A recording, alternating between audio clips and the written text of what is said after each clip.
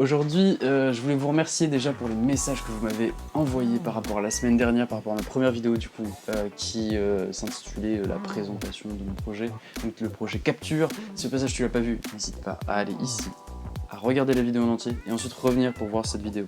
Du coup, je voulais vous parler d'un des articles que j'ai acheté sur le Bon Coin il y a pas très longtemps, et franchement, c'est magnifique, c'est vraiment incroyable. Mais avant toute chose, on va passer sur ma petite intro. Et je vous laisse du coup avec cette petite cinématique et on se retrouve juste après.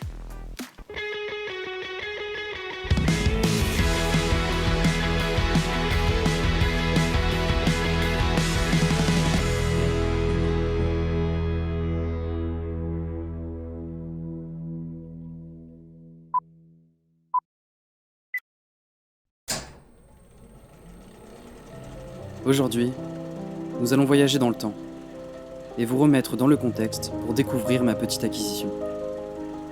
Revenons alors le 28 décembre 1895 au Salon indien du Grand Café à Paris, où a lieu la première séance payante par les Frères Lumière. 10 ans après, le cinéma évolue avec le film de Georges Méliès, Le Voyage sur la Lune, avec de très jolis effets spéciaux. Warner qui présente en 1926 Le Vitaphone, suivi un an après du premier film parlant, The Jazz Singer, par Alan Crosland.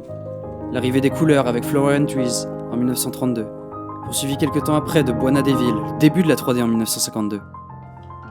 Et nous allons nous arrêter en 1965, l'année où l'entreprise Kodak invente un nouveau format, le 8 mm, donnant la capacité au grand public de créer leurs propres souvenirs sans trop se ruiner. Bon, même si je pense que certains ont trouvé, je vous laisse découvrir mon tout nouveau gadget.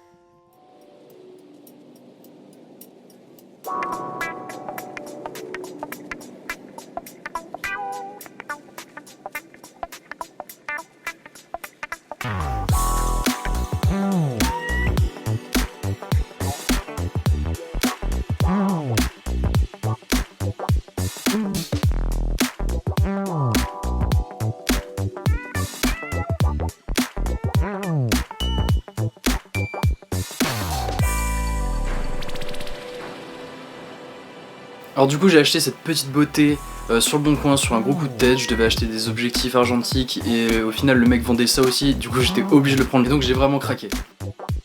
L'entreprise Kodak sort du coup en 1965 un nouveau format, le 8 mm, sera en gros le précurseur du cinéma amateur dans les années 60-70. Il va du coup être très utilisé par les familles pour par exemple immortaliser tout ce qui est mariage, tout ce qui est naissance, les repas de famille. Mais il va avoir un rôle super important chez les petits génies qui vont du coup créer quelques petits courts métrages pour ensuite devenir des personnes de forte influence. C'est le cas du coup de J.J. Abrams qui à 8 ans obtient sa première caméra et commence à créer des courts métrages pas être trop mal.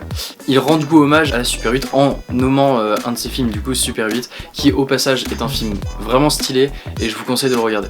Pourquoi cette caméra a été très utilisée par les amateurs? Tout simplement parce qu'elle était accessible et elle était très peu onéreuse et c'est ce qui permettait à tout le monde de pouvoir filmer en grande quantité, de pouvoir l'utiliser tous les jours. Cette caméra utilise du coup des chargeurs de 15 mètres, ce qui permet en gros de filmer en 24 images secondes environ 2 minutes 40. Les pellicules sont donc en plastique, ce qui permet de pouvoir manipuler les pellicules même en plein jour. C'est un gros avantage pour l'époque.